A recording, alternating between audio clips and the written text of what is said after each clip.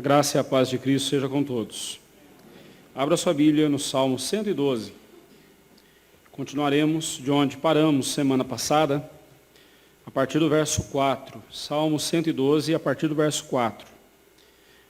Antes, vamos orar ao Senhor mais uma vez.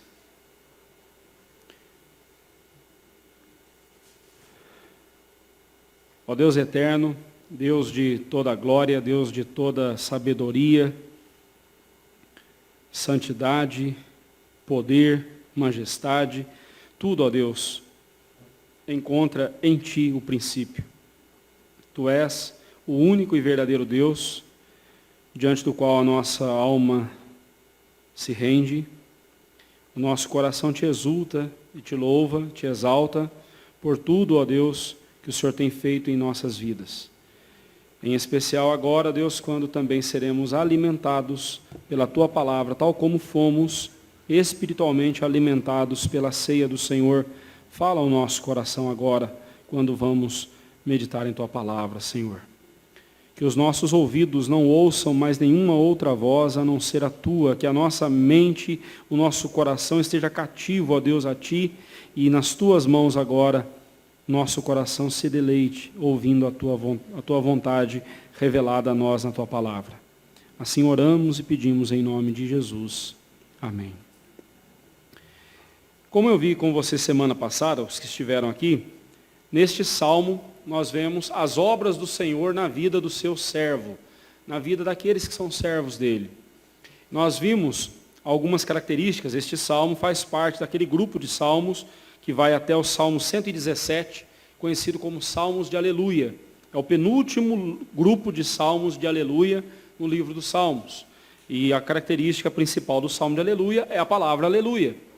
Você pode ver o Salmo 111, 112, eles iniciam com essas palavras. O Salmo 113 inicia e termina.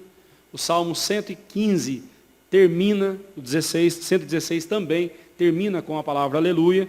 E o 117 começa e termina com a palavra Aleluia.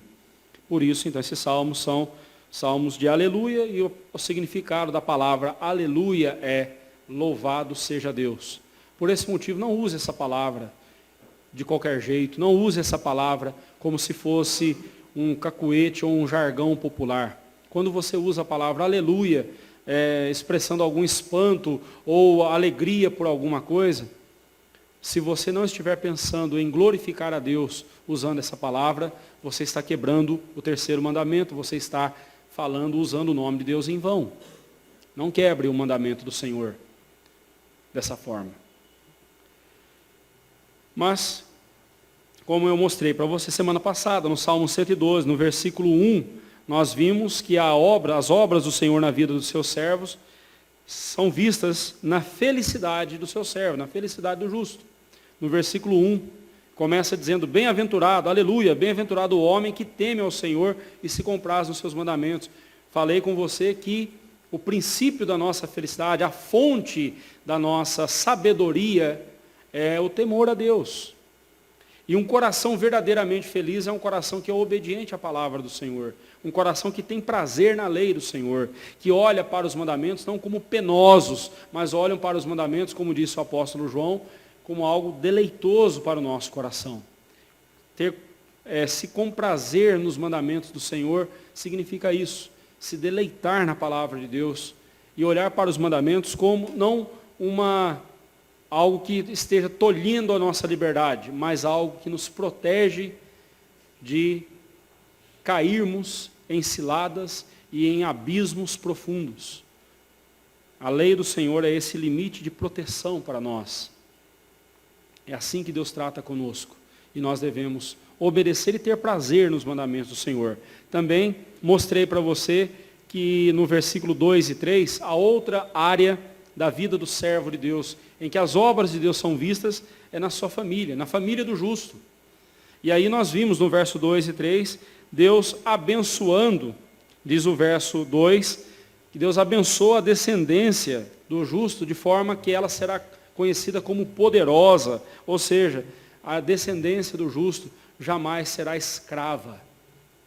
E eu alertei você, que você e seus filhos fazem parte de uma aliança com Deus.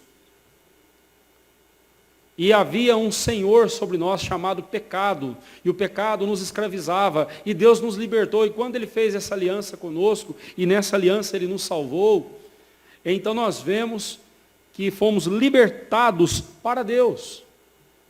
Ensine o seu filho a temer a Deus, a andar nos caminhos do Senhor, e ele será feliz. A verdadeira felicidade está em temer a Deus, em andar nos seus caminhos, obedecer a sua palavra, ter prazer na lei do Senhor.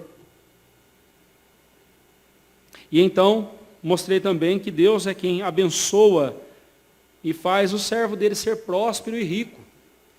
Mostrei para você que a prosperidade material e a riqueza são sinais da bênção de Deus na vida da pessoa, mas não são os únicos sinais.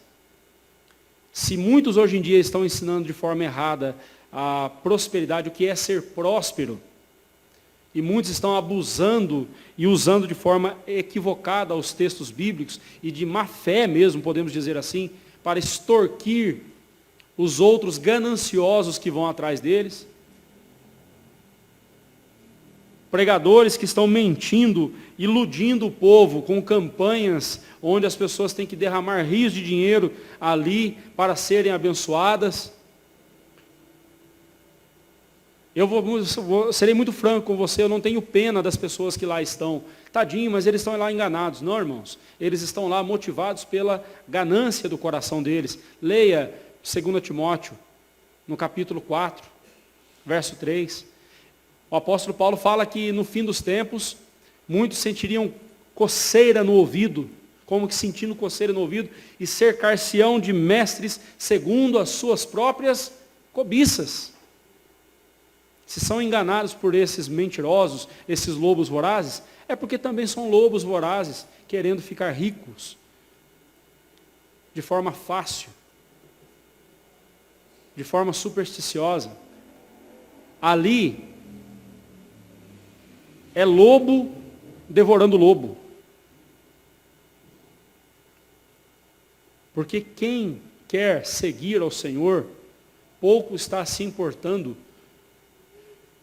com as bênçãos materiais. Ele quer Deus, ele quer a palavra de Deus, ele quer conhecer a palavra do Senhor, ele quer se deleitar na palavra do Senhor. Essa é a maior riqueza, é o maior tesouro que nós temos. Mas se Deus permitir que você fique rico, você acumule bênçãos, veremos isso agora, é sinal da bênção dele sobre a sua vida, desde que você esteja agindo de forma correta. Desde que você esteja sendo honesto nos seus negócios, honesto nas suas transações, com certeza, Deus te abençoará. Deus te abençoará. Mas a maior bênção que você pode dar para a sua família é você ser um exemplo de servo de Deus. Se você quer ser um bom pai para os seus filhos, seja um bom crente. Se você quer ser um bom esposo, seja um bom crente. Se você quer ser uma boa mãe, uma boa esposa, seja uma boa crente, fiel e temente ao Senhor. O apóstolo Paulo nos fala lá em 1 Coríntios 7, que os santos abençoam os seus cônjuges e abençoam os seus filhos. É assim que Deus trata conosco. Andar na presença do Senhor, temer a Deus, é o começo, não só o início, mas é a fonte da verdadeira sabedoria. E quem é sábio e teme a Deus é feliz. Por último, mas você fala, mas já está encerrando o sermão? Porque eu parei aqui, né? Então vamos lá. A última área da vida do crente, da vida do servo de Deus, em que as obras do Senhor são vistas na vida dele, verso 4 ao verso 10, é na confiança do justo. Na confiança do justo. Estes versículos, eles falam de escolhas, de decisões. Para você fazer escolhas, você tem que ter elementos para escolher. Hoje mesmo eu falava com uma mãe que, dizendo estar afastada dos caminhos do Senhor, e eu falei sobre a filha dela, olha, Faça como seus pais fizeram com você. Eu conheço os pais dela. Faça como seus pais fizeram com você. Criaram você no caminho do Senhor. Deram a você a possibilidade de escolha. Infelizmente, hoje você escolheu não estar na casa do Senhor. Mas os seus pais lhe encaminharam, te deram essa oportunidade. Dê essa oportunidade à sua filha também. Dê essa oportunidade à sua filha. Senão ela só vai escolher o mundo, porque só tem um mundo para ela escolher. Mas mais do que isso, lembre-se, Deus tem uma aliança com você e com a sua filha. Deus tem uma aliança com vocês duas. São só as duas em casa. Deus tem uma aliança com vocês duas. Cria sua filha nessa aliança com Deus. Não despreze a aliança do Senhor. Mas se a sua família, ali tem o pai, a mãe e os filhos. Pai, é contigo que eu falo agora. Com essa mãe eu falei desse jeito porque ela era a cabeça do lar dela. Ela era divorciada. Mas você, que tem a sua família estruturada, eu falo com você agora, pai. Guie a sua família na presença do Senhor. Seja uma bênção na vida da sua família. Seja um exemplo de servo de Deus para os seus. Mas agora, nessa última área, que nós vamos ver aqui agora, na confiança do justo. Como é que ele expressa a sua confiança? O versículo 4 fala, ao justo nasce a luz nas trevas. Ele é benigno, misericordioso e justo. Ao justo nasce a luz nas trevas. A luz nas trevas mostra para a gente onde a gente está. Mostra as coisas ao redor, nos faz ver o que está ao nosso redor. A luz de Deus na vida do servo dele espanta a escuridão do seu coração, clareia os seus olhos para que ele possa ver nitidamente o que está à sua frente e qual decisão ele deve tomar. Enfim, Deus dá sabedoria ao seu servo. A luz aqui tem a ver com a sabedoria, a mesma sabedoria que tem o seu princípio no temor ao Senhor. Então, para você saber escolher, para você fazer escolhas, você e eu, nós precisamos da luz de Deus em nossa vida, iluminando os nossos olhos e nos dando a direção. No Salmo 30, versículo 5, diz que ao anoitecer pode vir o choro, mas a alegria vem pela manhã. A luz traz alegria. A luz de Deus em nossa vida aponta o caminho da alegria, da felicidade para nós. Andar na luz, como cantamos há pouco, ter a paz no coração, andar sempre na luz, é a maior alegria para o nosso coração. Um coração obediente a Deus, ele é feliz de fato. Observe, quando você peca, a tristeza não te consome por dentro? Sabe por quê? Porque você foi salvo para a luz, para viver na luz. E agora as trevas, o pecado já não fazem mais sentido para você, ainda que você caia nele, ainda que caiamos em pecado uma vez ou outra, mas pecado causa tristeza ao nosso coração, porque a nossa alegria está em obedecer a Deus. Quando a gente tem a consciência limpa diante do Senhor, de que estamos andando na presença dEle, obedecendo a Ele, a gente dorme gostoso, a gente dorme com a consciência limpa, é gostoso, é felicidade para o nosso coração. Mas nós precisamos da luz de Deus em nossa vida, para que aconteça o que diz lá em Provérbios 4:18. A vereda do justo é como a luz da aurora que vai brilhando mais e mais até ser dia perfeito. Há um momento em nossa vida que podemos passar por escuridão. E é interessante que esse versículo vem logo na sequência do anterior. O anterior falando de prosperidade, de felicidade, de bênção, de alegria. E agora aqui vem nos mostrar que é possível o crente passar por momentos difíceis na sua vida. Momentos de dificuldade, momentos de escuridão. Mas a luz de Deus na nossa vida ilumina os nossos passos, nos ajuda a tomar as decisões corretas. E assim nós seremos como o nosso Deus. Olha só o final do verso 4. que esse justo que experimenta a luz de Deus na sua vida, ele também é benigno, misericordioso e justo. Ou seja, ele reflete o caráter de Deus. Porque Deus é benigno, é misericordioso e justo. E é isso que eu tenho mostrado para você nestes salmos, e especialmente lá no Salmo 115, quando chegarmos lá você vai ver. Aquele a quem você adora é com quem você ficará parecido. O Deus diante do qual você curva os seus joelhos, você ficará parecido com Ele. Se você dobra os seus joelhos diante de ídolos, você ficará idêntico aos seus ídolos. Salmo 115, quando a gente chegar lá, não perca, não falarei sobre isso. Mas aqui nós vemos claramente que o servo de Deus, pela luz de Deus na sua vida, ele se torna semelhante ao seu Deus. O seu caráter é moldado conforme o caráter de seu Deus. Benigno, misericordioso e justo. Verso 5.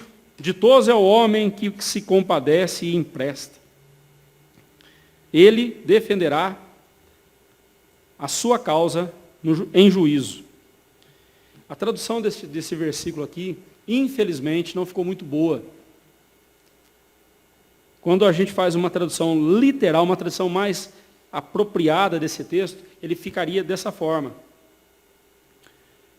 O homem bom, que lá no hebraico a palavra é tovish, que é bom homem, né? O bom homem, que tem o seu caráter modificado, transformado conforme o caráter de Deus, o bom homem, ele se compadece e empresta, ele tem compaixão e se empresta, aqui está certo. A segunda parte do versículo, ele defenderá a sua causa em juízo. A tradução mais apurada ficaria, ele disporá as suas coisas com juízo. Ele está falando aqui do justo, ele não está falando de Deus, ele está falando do justo. Do jeito que está aqui, dá a impressão que é Deus que vai defender a sua causa, o que também é verdade. Mas a tradução aqui seria, ele, o justo, disporá as suas coisas em juízo. Bem, primeiramente, a gente precisa lembrar que a riqueza, não é pecado você ser rico. Se Deus te conceder a oportunidade de ter bens materiais, de ter posses, não se sinta culpado por isso, a menos que você tenha granjeado esses bens de forma ilícita. Mas se você os granjeou de forma, ali pelo seu trabalho, Deus abençoou você e você soube administrar o que você tem, não é pecado, irmão, você ser rico. Não é pecado. Mas a riqueza na vida do servo, ela tem uma finalidade. Glorificar a Deus e socorrer os necessitados. Olha o que Paulo diz para nós lá na sua primeira carta, primeira carta de Paulo a Timóteo, capítulo 6, versos 17 a 19. Ele diz o seguinte para Timóteo: Timóteo, exorta aos ricos do presente século que não sejam orgulhosos, nem depositem a sua esperança na instabilidade da riqueza, mas em Deus, que tudo nos proporciona ricamente para o nosso aprazimento, para a nossa alegria. Que pratiquem, olha o que ele vai dizer, que pratiquem o bem, sejam ricos de boas obras, generosos em dar e prontos em repartir, que acumulem para si mesmos tesouros, sólido fundamento para o futuro, a fim de se apoderarem da vida eterna. Em outras palavras, a riqueza na vida de um servo de Deus só é justificável se for para ele acudir ao necessitado. Espera aí, pastor, então quer dizer que eu não posso comprar um iate? Eu não posso comprar o meu jatinho? Pode, irmão, não esqueça de me convidar para dar uma voltinha. Mas, não, a questão é, Paulo dá umas diretrizes aqui, ele fala, não sejam orgulhosos, não sejam arrogantes, não se achem os donos do mundo. Também não sejam loucos de depositar a sua esperança na riqueza, porque hoje o dinheiro vale tanto, amanhã não vale nada. Lembra do plano Collor?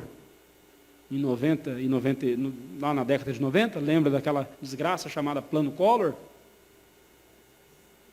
Né? Não coloque a sua esperança em algo tão instável quanto as riquezas. Hoje você a tem, amanhã você não tem nada, amanhã vai tudo embora. Uma enfermidade vem e leva tudo que você tem. Um plano do governo vem e limpa a sua conta.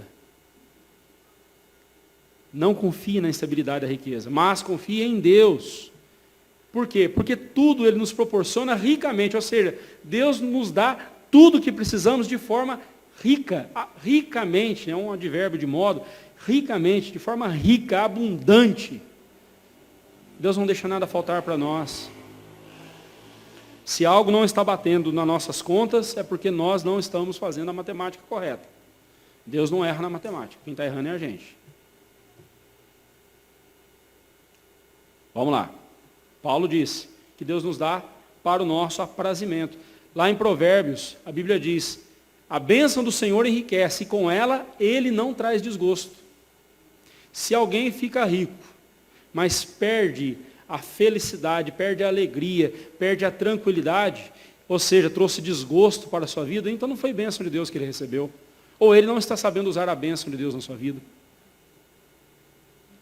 Mas aí Paulo fala, sejam generosos, sejam ricos de boas obras, sejam generosos em dar e prontos em repartir. Em vez de ficar acumulando dinheiro na poupança, acumule tesouros na glória, sólido fundamento para a vida eterna. Então, pastor, quer dizer que eu tenho que trabalhar para repartir com os outros? Isso aí é comunismo, pastor. Isso aí é socialismo. E quem me conhece sabe que eu odeio essas duas coisas. Isso aqui não é socialismo, não, irmão. Lembra que eu falei para você que no versículo 5 a tradução não ficou boa? E aí eu apresentei uma tradução para você na parte final, que aqui está, ele defenderá a sua causa em juízo, e a tradução mais apurada seria, ele disporá as suas coisas com juízo. Olha só como que a coisa se encaixa perfeitamente. Você tem que socorrer o necessitado, mas você tem que ter juízo em fazer isso. Há um ditado capuchinho, antigo, que dizia assim, a sua esmola tem que suar em suas mãos até você saber para quem que você vai dar.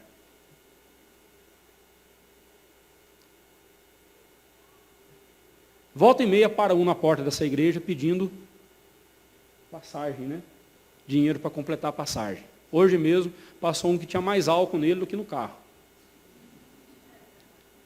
Passagem, sei a passagem que ele quer. E convenhamos, irmãos, está difícil hoje em dia, não é mesmo? A gente até quer ajudar, mas é tanto pilantra passando a perna na gente, é tanto pilantra fazendo cara de coitadinho. E se a gente não dá, a gente fica um peso na consciência, puxa vida, hoje eu tenho uma cama para dormir, eu tenho um teto que me cubra, eu tenho água para tomar banho, água para beber, eu tenho comida em casa, e esse coitado na rua, e aí a gente vai embora para casa aborrecido, triste, porque se sente o pior dos cristãos. Mas a Bíblia fala que a gente tem que dispor as nossas coisas com juízo. A gente tem que socorrer quem precisa, sim, mas a gente tem que saber se a pessoa realmente está precisando. Ou se a ajuda que essa pessoa precisa não é você enfiar a mão no bolso e dar algo para ela em dinheiro, mas sim dar um choque no cidadão, né? Um choque no sentido figurado, tá, irmão? Né? Dar um tratamento nele, que é isso? Com essa força toda aí, você não quer trabalhar? Eu tenho um lote para carpir. Geralmente é R$50 para carpir o lote, eu te dou R$100, você quer? Opa, agora, vou lá agora. Você sabe que você está ajudando alguém que quer realmente uma ajuda. Agora você oferece, você quer carpir o lote, ele olha para você e fala assim, meu amigo, desculpa, mas eu estou procurando emprego. Sei. Você não está dispondo o que você tem, as suas coisas, com juízo. você está contribuindo para que um vagal continue ainda mais vagal. E o Brasil está cheio disso, viu? Está feia a coisa.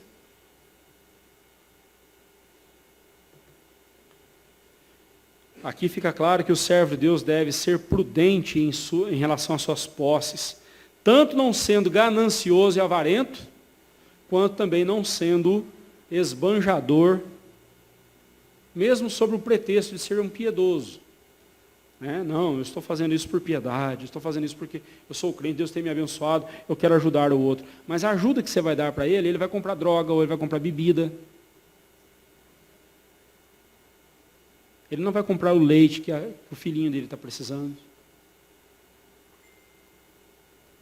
Mas convenhamos, é muito mais fácil a gente enfiar a mão na carteira e dar o dinheiro ali, fica livre logo, não é mesmo?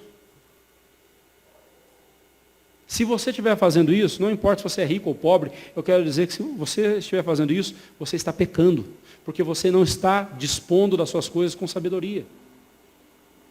Está contribuindo para que aquele sujeito continue naquela mofa, naquela vida fácil, sem vergonha. Você está contribuindo com a bandidagem dele, é uma forma de bandidagem isso. Se você tiver tempo, diga para a pessoa, me dá o seu endereço, eu quero ir até a sua casa. Quero te dar uma ajuda mais adequada, me dá o seu endereço. Se ele ficar te enrolando, não, mas não sei o que, tal, dá tchau logo, despacha logo, não perca tempo.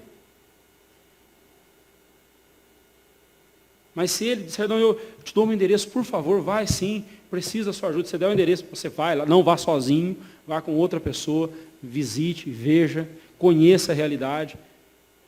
De fato, ele está precisando mesmo.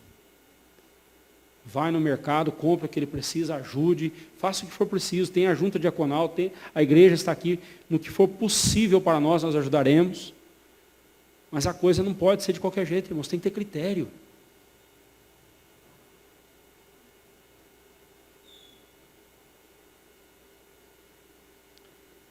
Verso 6 fecha essa questão mostrando que aquele que é bom reparte suas bênçãos com os necessitados. E quando faz isso, recebe uma dupla promessa. Diz assim o verso 6, não será jamais abalado, será tido em memória eterna. Não será jamais abalado, ou seja, ele, mesmo em tempos de escassez, mesmo em tempos de aperto, ele continuará confiando em Deus, porque ele sabe que é de Deus que vem tudo que ele precisa para o seu aprazimento, para a sua necessidade. Ele continua confiando em Deus, é Deus quem vai supri-lo. E ele confia em Deus. Ah, mas está vindo um coronavírus lá da China que está abalando a economia. Eu confio em Deus. Mas e se eu pegar o coronavírus, é porque eu não confiei em Deus? Eu confiei em Deus. Deus quis que eu pegasse, Deus permitiu que eu pegasse. Tomei todos os cuidados e peguei o bendito aí, ou melhor, o bendito me pegou. Paciência. Qual a pior coisa que pode acontecer para mim? Se um vírus desse me pegar? Morrer. Mas Paulo não disse que morrer para nós é lucro? Não estaremos com Cristo na glória? Tem medo de quê, irmão? Que fé é essa?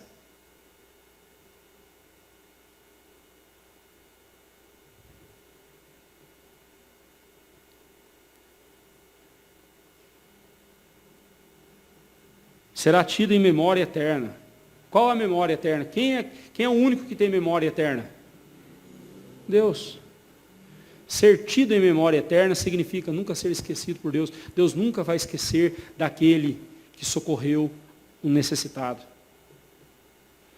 Um necessitado de verdade, tá? Deus nunca vai esquecer daquele que é generoso, benigno, bondoso, misericordioso, tal como Deus é. Deus jamais vai esquecer. Lá em Apocalipse, capítulo 14, verso 13, a Bíblia diz, então ouvi uma voz do céu dizendo, escreve, bem-aventurados, felizes, os mortos, que desde agora morrem no Senhor. Sim, diz o Espírito Santo, para que descansem das suas fadigas, pois as suas obras os acompanham. Ou seja, quando nós chegarmos diante de Deus nos céus, Deus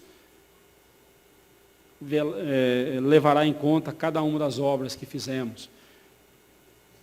Aqui ele está falando de obras que honraram ao Senhor, que glorificaram ao Senhor. Essas obras nos acompanharão. Lá em Hebreus capítulo 6, verso 10, a palavra diz: porque Deus não é injusto para ficar esquecido do vosso trabalho e do amor com que evidenciastes para com o seu nome, pois servistes e ainda servis aos santos. Deus não é injusto para ficar esquecido do nosso trabalho, do que nós fizemos.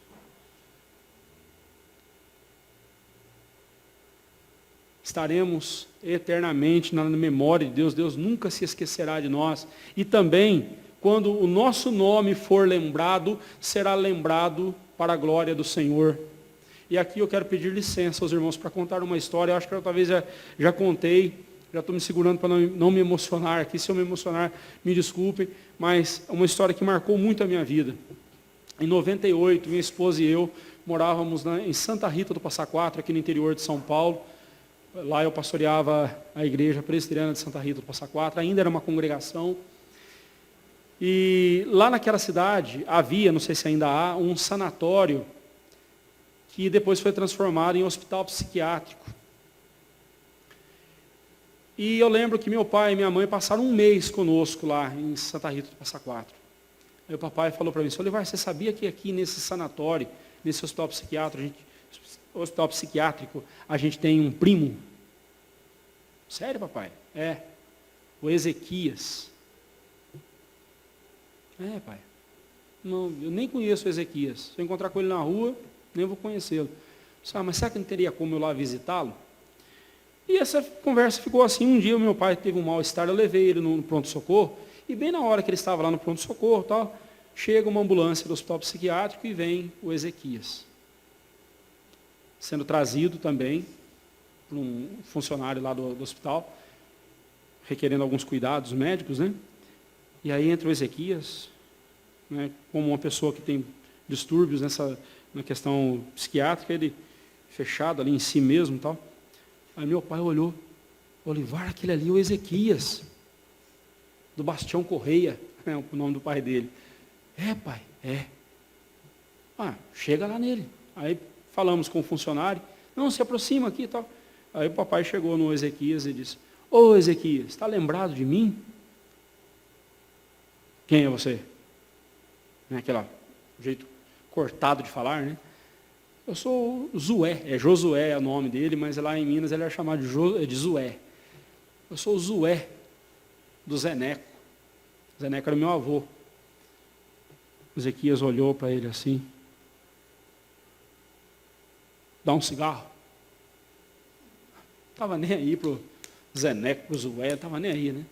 Papai ficou tão chateado. Meu pai não fumava, né? Claro, ele pediu cigarro, porque para qualquer um ele pedia.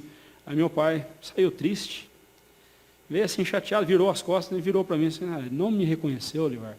No que ele estava falando comigo, o Ezequias virou: "Zeneco, Zué, filho do Zeneco." Olha só, meus irmãos, meu avô, ele era um homem do campo, mas ele tinha uma certa condição financeira, e ele socorria as pessoas. E o Bastião Correia, o pai do Ezequias, era uma pessoa que meu avô sempre socorreu nas necessidades. E o Ezequias cresceu vendo isso. E aí, quando ele falou assim: "Zué, filho do Zeneco, o homem que plantava batata doce para dar para o porco." E foi falando as coisas que meu avô fazia na roça, né?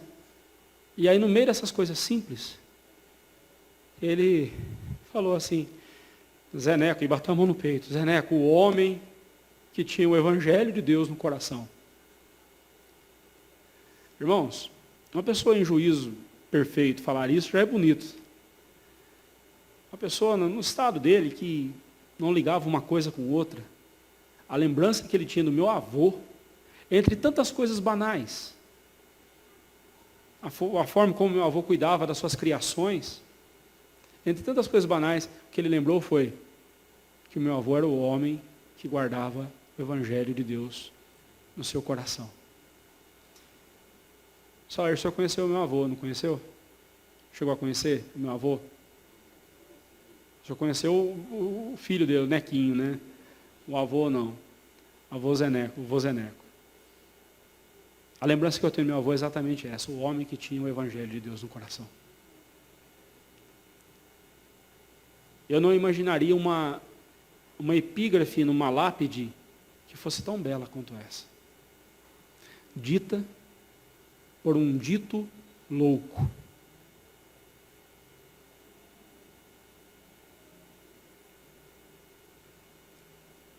Precisamos da luz de Deus, da sabedoria dele para tomar decisões que glorificam ao Senhor, decisões que honram ao Senhor, decisões que marcarão a nossa vida como servos que andam na luz de Deus. Não há riqueza maior que essa. Verso 7 diz: não se atemoriza de más notícias, seu coração é firme, confiante no Senhor. Este versículo nos mostra que a ação de uma pessoa é o reflexo do seu coração. Um coração que confia no Senhor, é confiante no Senhor, é um coração que está firme. E como ele reage diante das más notícias? Não se atemoriza. Não entra em desespero. O medo não acha espaço nesse coração, porque esse coração está cheio da confiança de Deus, da confiança em Deus. Não há medo neste coração, porque não tem espaço. Não há dúvidas nesse coração, porque não tem espaço para dúvida.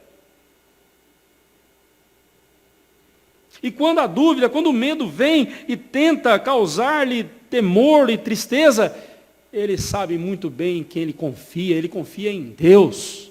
A sua confiança está em Deus. E ele não se abate diante de uma má notícia, por pior que seja essa notícia, ele não se abate. Isso me faz lembrar o que Paulo disse lá em 2 Coríntios 4, 8 a 10. Em tudo somos atribulados, porém não angustiados. Podemos ser atribulados, sacudidos pela tribulação, mas não vamos ficar angustiados. Somos sacudidos por fora, mas por dentro estamos em paz. Perplexos, porém não desanimados. Eu posso ficar, meu Deus, que é isso? Mas eu não me desanimo diante do quadro que se apresenta à minha frente. Eu não fico desanimado. Porque eu sei que todas as coisas cooperam para o meu bem. Perseguidos, porém não desamparados. Você pode ser perseguido por quem quer que seja. Você não foi desamparado por Deus. Porque essa pessoa está perseguindo a Deus também. Lembra de Paulo no caminho de Damasco? Saulo, Saulo, por que me persegues? Quem és tu, Senhor? Eu sou Jesus, a quem tu persegues. Mas quem Paulo estava perseguindo? Os futuros irmãos dele, a igreja de Cristo. Meus irmãos, a gente não sabe o que é ser perseguido, não. A irmã Maiara, domingo após domingo, vem aqui nos falar sobre a igreja perseguida. Durante a semana ela nos manda informativos sobre a igreja perseguida. Quantas vezes você leu essas mensagens e orou por aqueles irmãos? Aqueles irmãos sim sabem o que é ser perseguidos. Aqueles irmãos sim sabem o que é passar por perseguição terrível.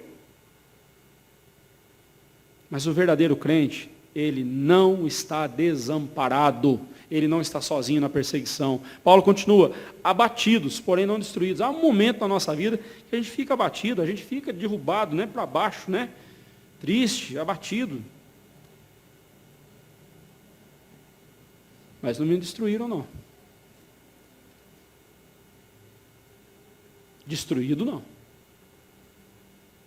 Porque você está edificado sobre a rocha que é Jesus. E não sobre a areia dessa vida. Se você estiver edificado sobre a areia dessa vida, qualquer chuva que vier vai derrubar. Mas se você estiver edificado sobre a rocha que é Jesus, Você pode até ficar abatido, triste, em alguns momentos na sua vida. Mas destruído não. E aí Paulo completa dizendo, levando sempre no corpo o morrer de Jesus, para que também a sua vida se manifeste em nosso corpo. O problema nosso é que a gente não quer trazer sobre nós o morrer de Jesus, a morte de Jesus. Em outras palavras, a gente não quer morrer para o mundo para viver para Cristo. A gente quer conciliar as duas coisas, quer viver para o mundo e viver para Cristo como se isso fosse possível. Não é. Onde a luz chega, a escuridão vai embora. Lá fora está escuro, aqui está iluminado. Desligar as luzes, aqui ficará escuro. Se desligar as luzes, aqui fica escuro. Não dá para conciliar luz e trevas, não tem como. A nossa felicidade está em trazer no corpo o morrer de Cristo, trazer em nossa vida a morte de Cristo, o morrer de Cristo para o mundo e viver somente para Cristo. O servo de Deus vê nas intempéries da vida uma oportunidade singular para glorificar a Deus, mostrando confiança nele. Eu sempre tenho falado isso para os irmãos. Você quer saber se você está crescendo espiritualmente? Como é que você pode medir o seu crescimento espiritual? Na confiança em Deus. A forma como você confia em Deus hoje, o tanto que você confia em Deus hoje, é o mesmo de ontem, é o mesmo de 10 anos atrás, então não houve crescimento algum na sua vida. Se hoje você confia mais em Deus do que ontem, e amanhã confiará mais do que hoje, então está havendo crescimento na sua vida. Esse é o crescimento espiritual. E nós glorificamos a Deus quanto mais confiamos nele. Você quer glorificar a Deus? Mostre confiança em Deus. Confie no Senhor. Confie na palavra dele. Seja essa pessoa que não se abala diante das más notícias. O seu coração, verso 8, bem firmado, não teme, até ver cumprido nos seus adversários o seu desejo. Estamos aqui diante de um texto imprecatório. Já expliquei isso para você em outros salmos. O que é uma oração imprecatória?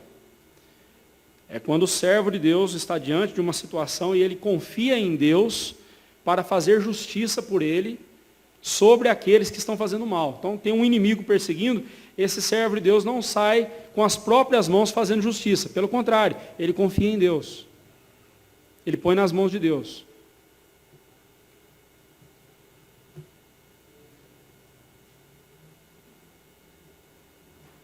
Ele não sai fazendo justiça com as próprias mãos.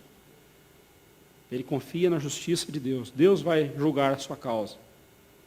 E o seu coração bem firmado não teme. Diante das más notícias, ele não fica abalado. Diante das situações de penúria e de aperto, ele também não fica abalado. Verso 6. Se alguém lhe dá uma má notícia, ele continua firme e confiante no Senhor. Ele não teme. Está vindo um vírus poderoso aí que está devastando todo mundo. Não temo. Se esse vírus me matar, simplesmente ele está sendo o instrumento de Deus para me levar para a eternidade. Maravilha. Estou com Cristo. Pastor, meu problema é que a gente fica preocupado com os da gente, que a gente deixa para trás, né? Quem você acha que cuida deles? Você acha que é você? Quem cuida dos seus filhos, quem cuida de você, da sua família, é Deus. É Deus. É Deus. Mas aqui o versículo 8 nos mostra que o servo de Deus, ele não sai para fazer justiça com as próprias mãos. Ele espera Deus agir e fazer a justiça. Lembra de Davi? Davi foi ungido, ainda moço, foi ungido rei sobre Israel. Saul sabia que Davi seria o rei no seu lugar. Saul olhava para Davi e sabia, esse rapaz vai tomar o meu trono.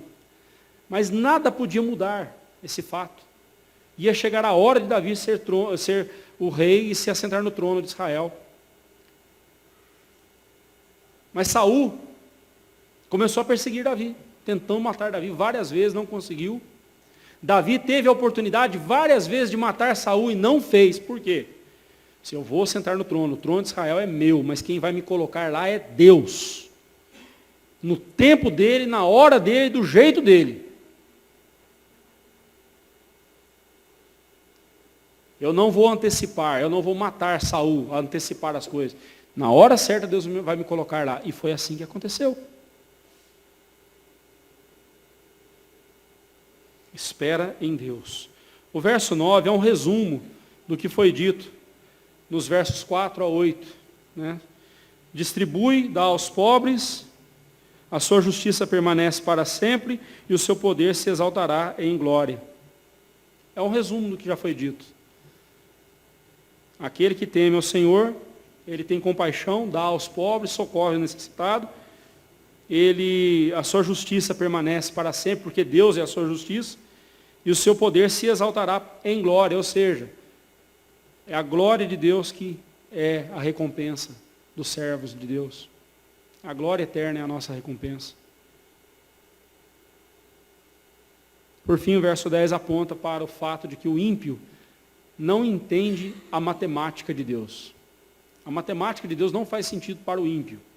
Diz o verso 10. O perverso vê isso, né, isso que acontece na vida do justo, né, ele distribuindo, repartindo e continuando rico, permanecendo para sempre, sendo exaltado em glória. O perverso vê isso na vida do justo e se enraivece, range os dentes. Né? A raiva, né? Ele range os dentes e se consome. Ele se acaba por dentro de raiva, de inveja, porque na matemática dele é tomando, ajuntando, pegando do outro, tomando do outro, deu bobeira, é meu, e vai e toma daqui, pega do outro, rouba dali, pega daqui e tal, suborno, propina, e vai ficando cada vez mais rico. E não dá nada para ninguém. O famoso munheca de samambaia, né? Samambaia lá, parece uma munheca, né? Uma mão fechada. Não reparte nada com ninguém. Porque ele pensa assim, o pouco que eu der para alguém, eu vou ficar com menos. É assim que o ímpio pensa. O servo de Deus não. Na matemática de Deus, a coisa funciona assim. 1 mais 1 é quanto? 200, 300. Ele dá com abundância. 4 dividido por 2 é quanto? Na matemática aí, quanto que é? 4 dividido por 2? 2, então você ficou com menos. Na matemática de Deus é 8, é 16. Que quando você reparte, você não diminui, você multiplica. Bem, nos bens materiais, com certeza. Se você deu 5, se você tinha 10, deu 5, ficou com 5, você ficou com menos, é óbvio. Mas quando você vê alguém recebendo uma ajuda, e essa pessoa aproveitando essa ajuda, e saindo daquela situação, crescendo, a Bíblia fala lá em Eclesiastes, lança o teu pão sobre as águas, e no devido tempo você vai recolhê-lo. Que pão que você joga no rio, ele volta para você.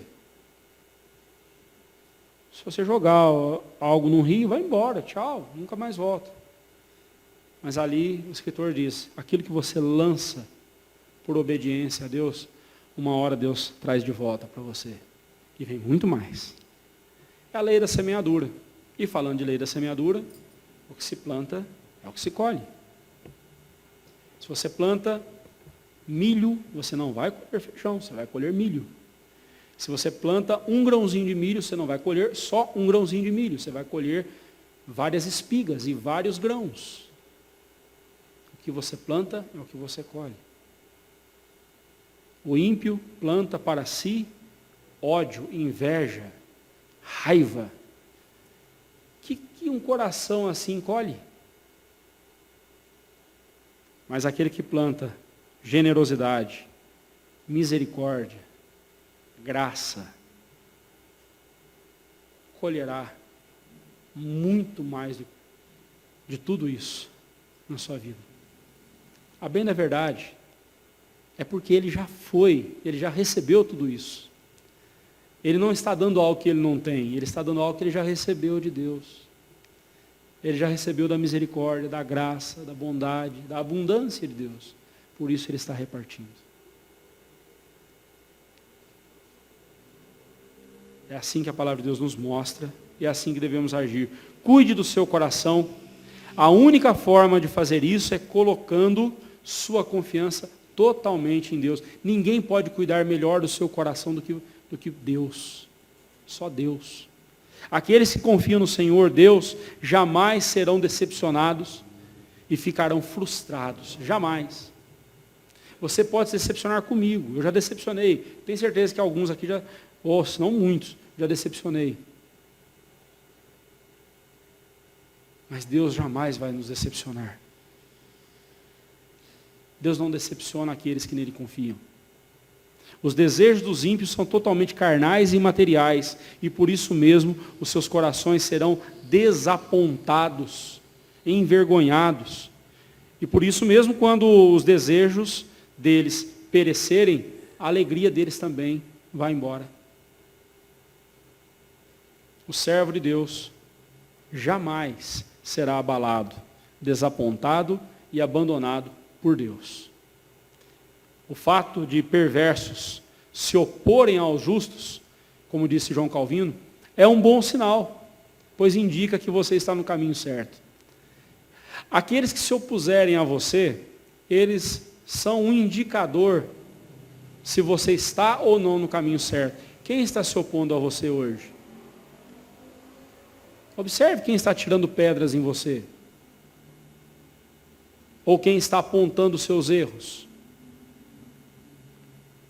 Se forem servos de Deus, comprometidos com a palavra de Deus, então você tem um indicativo aí de que você que está errado. Mas se alguém estiver atirando pedras em você, sendo oposição a você, mas são avarentos, são arrogantes, não temem a Deus, você vai ficar preocupado com a opinião pública? Concluindo, irmãos, onde está o seu prazer? Qual é a sua maior riqueza? Onde você tem posto a sua confiança? A resposta a essas perguntas deve ser uma só. Quem é o alvo da sua adoração? Essa é a resposta. Quem é o alvo da sua adoração? A quem você tem adorado? A quem você tem sido devotado? A quem você tem buscado como o indispensável da sua vida? Se for Deus, você será verdadeiramente feliz. Se não for Deus, se for outros ídolos do seu coração, outros deuses ou ídolos do seu coração, você vai ficar igualzinho a eles. Esse assunto eu voltarei com você quando nós estivermos no Salmo 115. Que Deus nos abençoe. Que Deus nos faça voltar para Ele e confiar somente nele. Sermos moldados conforme o caráter dele, para a honra e glória dele. Amém.